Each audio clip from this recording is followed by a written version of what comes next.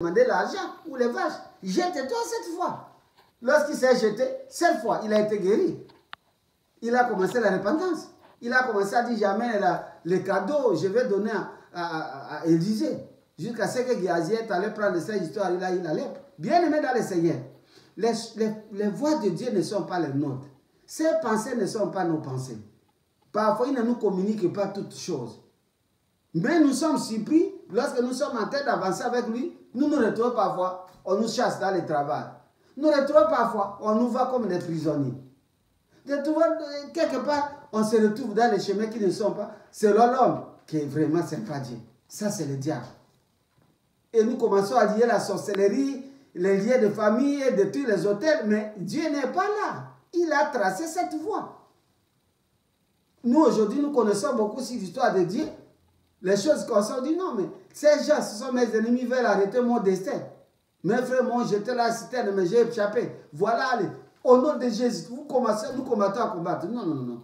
Pose-toi. Si nous sommes à Christ, entre ses mains, parfois, ce n'est pas toujours le combat. La Bible dit, tout ce que Dieu m'a donné est plus grand et personne ne peut l'arracher de mes mains. Ni entre les mains de mon Père, parce que mon Père est le plus grand, le tout puissant. Quand nous avons créé en Jésus, ne pensons pas que nous sommes nous-mêmes. Il y a lui-même Christ et le Père qui nous tient. C'est difficile que quelqu'un vienne tuer Yahweh, tuer Jésus, pour nous prendre et en faire ce qu'il veut. Mais, en marchant avec lui, il a d'autres voies qui ne sont pas les nôtres. Il a d'autres chemins. Regardez un peu. Quand il a pris les enfants d'Israël, il ne les a pas amenés dans les chemins qui étaient raccourcis des Philistins. Il les a amenés dans les longues habitudes, les contours pour aller très loin après 40 ans. Ça, c'est la voie que Dieu avait choisie. Au lieu de prendre les raccourcis, nous, on ne connaît rien. Nous ne connaissons pas toujours tout chose. Et puis, Dieu n'est pas obligé de nous dire tout. Mais, ce qu'il a déclaré pour vous, ce qu'il a décidé, il accomplit toujours. La puissance, la grandeur de Dieu demeure dans les secrets. C'est ça la force de Dieu. Mais nous seulement de nous abandonner, de marcher avec lui.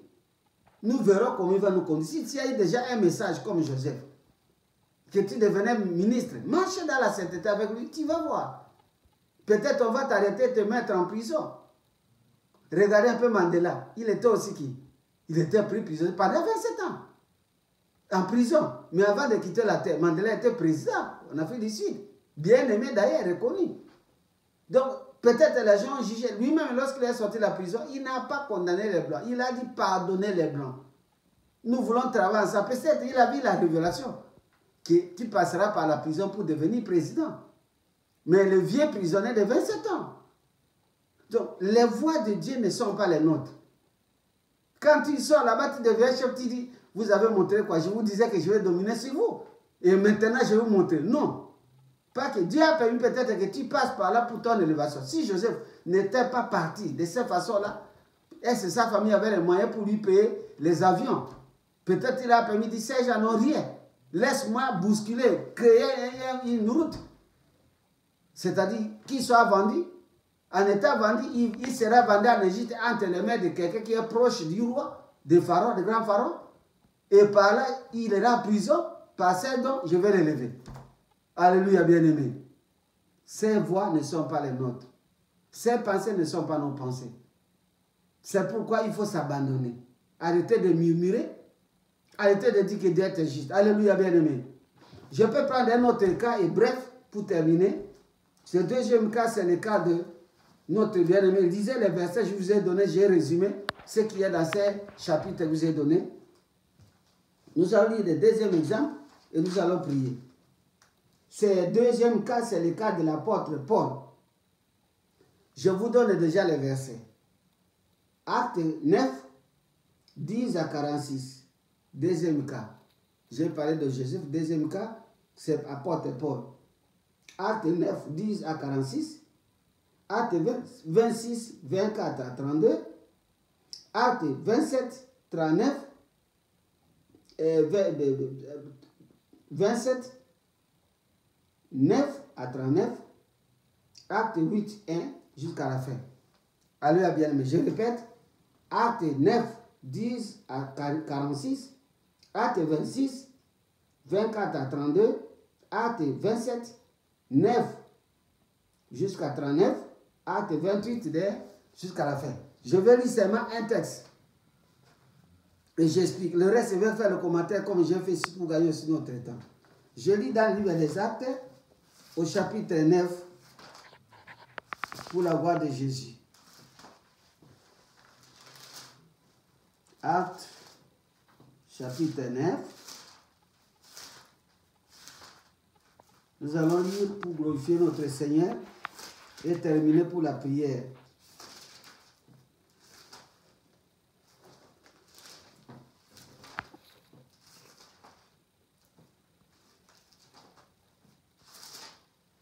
Actes chapitre 9, nous disons au nom de Jésus-Christ. J'ai dit à partir du verset 1, je commence. Acte 9, oui, verset 10. Je commence par 10. Je commence par 10, au nom de Jésus-Christ. Or, il y avait à Damas un disciple nommé Ananias. Le Seigneur lui dit dans une vision, Ananias. Il répondit, me voici Seigneur. Et le Seigneur lui dit, lève-toi, va dans la rue qu'on appelle la droite et cherche dans la maison de Judas un nommé Saul de Tarse. Car il prit, il a vu en vision un homme du nom d'Ananias qui entrait et qui lui imposait les mains afin qu'il recouvre la vue. Ananias répondit, Seigneur, j'ai appris de plusieurs personnes tous les mots que cet homme a fait à tes saints dans Jérusalem. Et il a ici des pouvoirs de la part des principaux sacrificateurs pour lier tous ceux qui invoquent ton nom. Mais le Seigneur lui dit, va. C'est là, va. Cet homme est un instrument que j'ai choisi pour porter mon nom devant les nations, devant les rois et devant les fils d'Israël. Je lui montrerai tout ce qu'il doit souffrir pour moi, pour mon nom.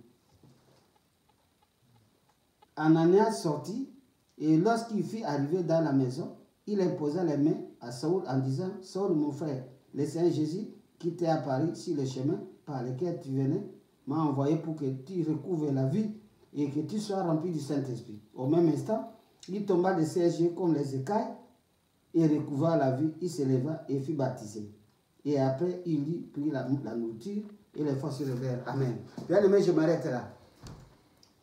Je voulais parler de Paul. Saul de Tarse, qu'on appelle l'apôtre Paul, qui a écrit beaucoup de tout ce que nous voyons, les évangiles, les épîtres des Corinthiens, les histoires. Paul, il avait un grand cerveau, bien aimé. Mais Paul, c'est un criminel, il a persécuté les chrétiens. Vous connaissez l'histoire, bien aimé, dans le Seigneur. Moi, j'ai pris ce mal. Un jour, il partait sur la route de Damas avec la même mission de persécuter les chrétiens, de lier tout ce qui était en train d'évoquer le nom de Jésus. C'est alors qu'avec son groupe, la lumière l'a frappé dans les yeux. Il est tombé, il ne voyait plus rien. Les gens qui étaient avec lui ont écouté les voix. Mais la lumière, ils n'ont pas vu. Et Jésus a dit, pourquoi tu me persécutes? C'est ça la longue histoire. Mais ici, je suis seulement un mot. C'est dans ces versets-là, la réponse de Dieu. Il a dit, cet homme est un instrument que j'ai choisi pour porter mon nom devant les nations, devant les rois et devant les fils d'Israël. Je lui montrerai tout ce qui doit souffrir pour mon nom. Alléluia, bien-aimé. Alléluia, bien-aimé. Je lui montrerai de ce qui doit souffrir pour mon nom. Cet homme-là, Paul, apôtre Paul, aujourd'hui nous parlons de Paul. Paul, il y a beaucoup de gens qui s'appellent aujourd'hui Paul. Il est un sort de tasse. Mais Dieu a montré à Ananias que cet homme-là, tu dois aller prier sur la route. Dans la rue qu'on appelle quoi? La droite. Prie pour cet homme-là parce que c'est mon instrument que j'ai choisi. Malgré qu'il était criminel assassin, Dieu s'est révélé que c'est lui, le grand homme de Dieu, qui va nous laisser les Écritures. Aujourd'hui, nous disons qu'il va libérer les rois, les nations. Alléluia, bien-aimé. Mais regardez comment Paul est allé à Rome. Si vous regardez toute l'histoire dans tous ces versets que je vous ai donnés, après cela, Paul est parti. Il a commencé le travail de Dieu. Mais je vais souligner seulement comment Paul a souffert, tel que Dieu le disait. Ils étaient un jour dans cette assemblée-là, il y avait au moins plus de 40 sorciers qui avaient jeûné. Ils ont dit, ils ont fait les implications, nous ne mangerons pas, nous ne boirons pas, jusqu'à ce que Paul soit tué. Et le fils, le neveu de Paul est venu signaler. C'est ainsi que Paul il est sorti jusqu'à ce que Paul a été amené dans le bateau, prisonnier, escorté sur la route vers Rome. Mais lorsque Paul a été arrêté, bien aimé, la Bible dit que dans ce bateau-là, il y avait au moins 276 passagers. Il y avait les ragouillons, et un vent comme nous appelons les tornades, les tourbillons. Ils ont tout fait pour se sauver, rien. L'ange de l'Éternel a apparu à Paul. Il a dit, ne crains rien. Et toi et tous ceux qui sont là, je te donne tous ceux qui naviguent avec toi. Personne ne mourra. Vous connaissez l'histoire. Mais, avec cette tempête, cette souffrance, le bateau s'est déchiré en pièces. Dès ça, c'est ainsi parti, et personne n'est mort. Lorsqu'ils sont arrivés chez les Boussards, chez les barbares, dans cette île-là, bien aimé dans le Seigneur, au lieu qu'il trouve le bonheur, il a été mordu par un serpent, la vipère. Le foie, d'abord, il a raté la mort par les sorciers. Le bateau a été déchiré par les esprits d'eau. Il se retrouve à terre, c'est le serpent qui va le mordre. Mais Dieu dit ne crains rien. Il faut que tu arrives devant le roi César à Rome. Bien aimé, alléluia, bien aimé. Et la fin de tout ça, le tir est que Paul n'est pas mort, il est arrivé à Rome, devant le roi César. Il était même gardé d'un soldat bien aimé, dans les chaînes. Pourquoi je parle de toutes ces choses? Les voies de Dieu ne sont pas nos voies. Peut-être comme Paul était déjà choisi par Dieu, comme tous les serviteurs de nous aussi, on a voyagé par-ci par-là dans le monde pour l'évangile. On te paie un ticket très cher, tu fais les valises, tu voles, tu laisses la famille, tu es en train de voyager avec honneur et tu donnes les témoins. Non, je suis venu par Ken Airways, je suis venu par British, Airways, j'étais au Sénégal, j'étais aux États-Unis, j'ai prêché, j'ai eu des miracles. Nous connaissons tous les grands hommes de Dieu comme les bénignes et les autres, comment ils travaillent, nous voyons les honneurs qu'ils reçoivent. Mais Paul n'est pas parti de cette façon, il a été humilié. Il a connu beaucoup d'humiliation, de souffrances. Il est parti à Rome comme un prisonnier, dans les chaînes. Alléluia, bien-aimé. Alléluia, bien-aimé. Mon problème, c'est quoi? De comprendre que Dieu dit ses pensées ne sont pas les nôtres. Nos voix ne sont pas ses voix. Comme nos pensées ne sont pas ses pensées, et nos voix ne sont pas les pensées de Dieu. Les voix de Dieu, nous n'avons seulement qu'une chose, à capituler, à s'abandonner à ce Dieu-là qui nous mène dans ses voies pour accomplir ses projets, qui nous conduisent dans ses sentiers, pour que nous puissions atteindre le plan merveilleux qu'il a préparé pour nous. Voilà le message que j'avais à partager pour nous aujourd'hui. Je suis bref pour terminer. Que le Seigneur vous bénisse, bien-aimés. Nous allons prier pour demander à Dieu, montre-moi tes sentiers. Parce que tu nous as dit dans Ésaïe 55 ici, verset 8, que nos pensées ne sont pas tes pensées, nos voix ne sont pas vos voix. Comme les nôtres ne sont pas agréables, mets-moi dans tes voies. Montre-moi tes sentiers. Révèle-moi tes pensées. Et conduis-moi sur ces sentiers jusqu'à ce que tes plans s'accomplissent. Nous allons prier. Baba wa mbinguni, hakuna kama wewe. Baba wa salama, hakuna kama wewe. Baba wa mbinguni, hakuna kama wewe. Yesu mkombozi, hakuna ndiye kama wewe. Baba wa mbinguni, hakuna kama wewe. Baba wa mbinguni, hakuna kama wewe. Baba, Baba, Baba, Baba, Baba wa salama, pokea sifa na shangwe Baba. Baba wa mbinguni, hakuna kama wewe. Baba wa salama, hakuna kama maman, oui, oui. Oui, éternel Jésus, nous te disons merci, Seigneur. Ésaïe 55, 8 nous a dit que car vos voix ne sont pas nos voix. Tes pensées ne sont pas les nôtres. Alors, nos voix ne sont pas les tiennes, tes pensées ne sont pas nos pensées. C'est-à-dire, tes pensées et tes voix sont les meilleures. C'est pourquoi, ô Éternel, nous te disons merci pour cette parole. Nous voulons que tu nous conduises dans tes sentiers, que tu nous montres tes voies, que tu nous révèles tes pensées, pas que tu nous as créés avec un plan merveilleux. Chacun de nous a besoin peut-être de connaître son plan merveilleux. Il a peut-être la révélation comme Joseph, mais il s'attendait peut-être à monter avec honneur pour dominer. Mais pourtant, Joseph fait partie d'une voie qui n'était pas la voie des hommes, dans la souffrance, vendu comme esclave. Il est parti des prisons, la prison de la citerne. Il est parti comme prisonnier dans les bateaux des Ismaélites. Il a été vendu 2 fois pour se retrouver encore dans la prison de Potiphar. Et de là, Seigneur, tu l'as élevé en Égypte. Peut-être mon frère et ma sœur n'avaient pas la connaissance de ces choses. Et lorsque tu l'as mené sur tes sentiers, il a commencé à se rebeller.